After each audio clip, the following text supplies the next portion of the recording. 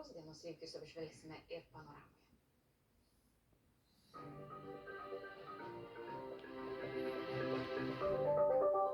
Savaitę pradėsime šiaurėje esančio ciklono lemiamais orais.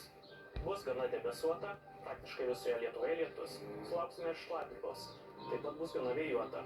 Savaitės pradžioje nelepins ir temperatūra. Bus gana vėsu. Antradienis bus debesuotas. Tiek naktį, tiek dieną praktiškai visoje Lietuvoje protarpiais numatomi krituliai. Pūs stiprokas šiaurės vakarų vėjas.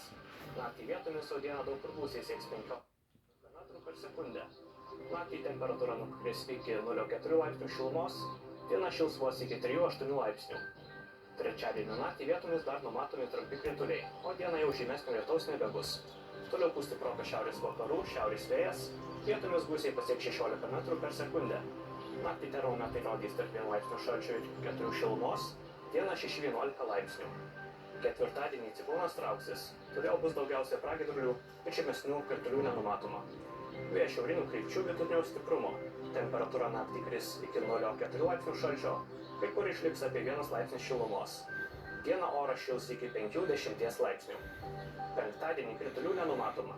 Vėjas nestiprus, naktį pašals vidusioje šalyje. Termometrai rodys 0,5 laipsnių šalčio. Dieną sušils iki 7-12 laipsnių. Remiantis dabartiniais duomenimis, savaitgaliai išliks panašus, gana sausi ir ramūs orai. Artimiausią naktį nepastoviai debesuota, daug kur lietus, kai kur galima perkūnija. Bus apie 0,4 laipsnių šilumos. Rytoj dieną bus debesuota, daug kur numatomi krituliai, daugiausia lietus, kai kur galima perkūnija. Bus apie 4-9 laipsnių šilumos.